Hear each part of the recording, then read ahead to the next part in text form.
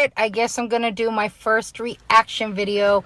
Disclaimer, I'm not a YouTuber. I'm actually going to use TikTok to mesh these videos together. I debated. I don't think Melvin is worth the reply. I've talked to plenty of people today. Everybody that reached out, whether by text, phone calls, or DM. Thank you guys. A lot of people are actually more upset than me. And I understand. I think this is Melvin's way of getting my attention. He has figured out that maybe he can get paid off YouTube. And at this point, he's looking for topics of conversation since he has no real talk. In respect for time, because I don't have a whole lot of time to give to this issue, I'm not going to go into the history of how I've met him and all that. I'm just going to say that he approached me from Rum's comments.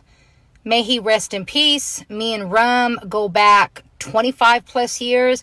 I reached out to him and I said, hey, this Snoopy dude's hitting me up. He didn't have anything negative to say. And I guess I kind of took that as, okay, he must be a decent person. Knowing what I know now, reflection, that was probably just Red Rum being who he is and not wanting to pillow talk about another man. With that being said, let's get to the current topic, and another time I'll go into other history. So, it is a little chilling and weird to me that Snoopy is up in the middle of the night in the dark talking about me. That's not a compliment. That's some weirdo shit, okay? And although we've had conversations this year that he's not happy about, which leads him to this YouTube video, I haven't seen him since the beginning of the year, and I have no intentions. And for the years I've known him in the context of, it started out possibly doing business. He told me he was having problems with his management. He was looking for new management. He was looking for investors. I'm so glad that I didn't choose to manage him or invest in any of his ideas or merch or anything, knowing what I know now. I don't want to get on here and name call like he does. I don't favor him. I'm not from LA. I do not involve myself with the LA politics. I, about 2 months ago, got that court case sent to me, and I had a conversation with Mr. Banks about it, and he did admit that he testified for the killer of his homie, and it worried me because I said, hey, I'm supposed to be your homie. I'm in the public with you. If somebody did something to me, an opportunity presented itself, would you help that individual? He didn't like that. We have butted heads before. I'm not a yes person. That's what he requires in his life. If you tell him no or go against his opinion, you are a problem to him.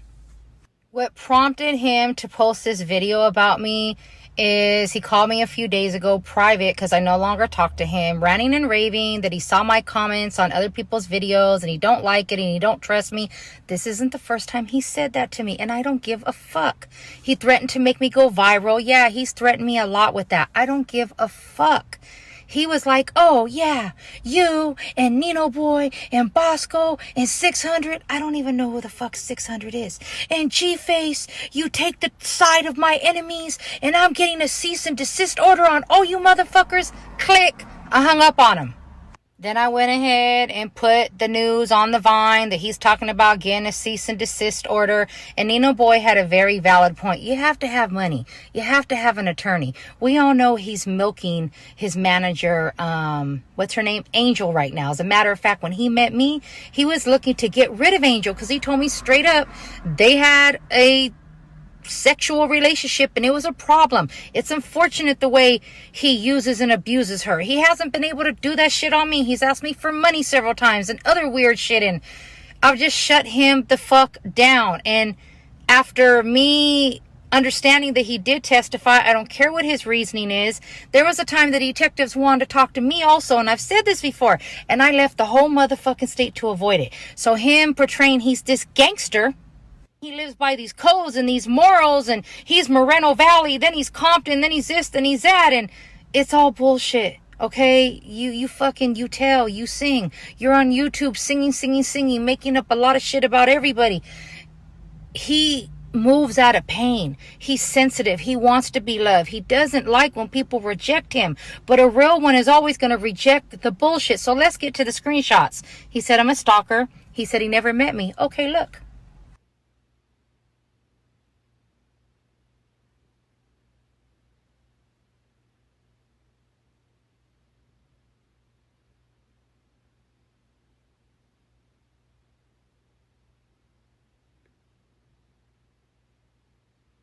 So the person he's never met, he's asking me to pick him up at the airport. Other occasions, he's telling me where he's at so I can pull up. We tell each other we love each other, and it's been friendly. I'm not sitting here claiming we were in love or like nothing like that. Our relationship is our relationship, and I do understand by coming on here to even explain, which is not my style, that I expose myself also. But I have to take accountability. I made a bad decision.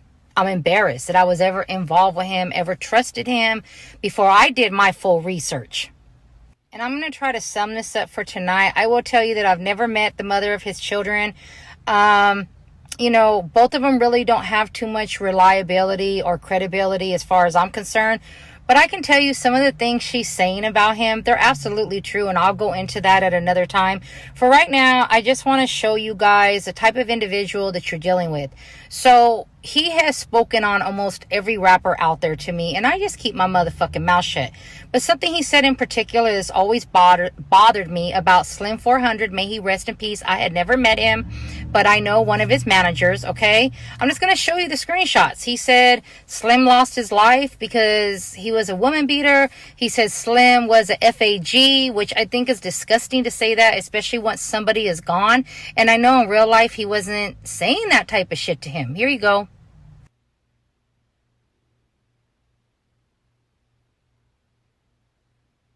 This is the type of shit he says. And on the No Jumper video, the whole exchange between him and Brick Baby that he stretched out of control, he was trying to make it look like he wasn't disrespecting Slim. But you guys just saw the screenshots. He disrespected him by talking to me about him, and I didn't even know him. Then things he said verbally and what you guys just saw, again, it's like, why isn't nobody handling this? And I've also been a witness to being in Compton with him. He's strategic about where he goes. He sends me into the dispensaries, the stores to pick up something to eat. Now I know why. He's driven me through Hollywood for no fucking reason. In the night, I can't even see in the dark. And he's like, this is my hood. And I'm like, okay, which house did you grow up in? Because my hood, I grew up in the same house for 30 fucking years. He was like, oh, it's around the corner. Lies, lies, lies on top of lies. So like at this point, I'm going to go ahead and just show all the screenshots in increments when I have time. I've tried to remain quiet. Yes, I've tried to be his friend. Yes, I've tried to defend him. I've forgiven him. I believed him. And then I just got to a point where I drew the line in the sand. And when he finally realized, like, I'm just done, I'm not dealing with you, boom, he puts me on YouTube. And that's okay. Because you got to be stupid as fuck knowing that, again, I have all these fucking screenshots on you. And I love LA, and I just wonder how come nobody's handling this. How can somebody can go to YouTube, say all this shit, and run, and hide? I would just put out an invite to you, Mr. Melvin. I can reach out right now and start arranging an adult meeting in Hollywood, your section, right, that you claim, all adults invited, everybody you've attacked, and have an adult conversation about it. I'm not with all this YouTube shit. Like, it's like, pull up. Let's talk about it. In real life.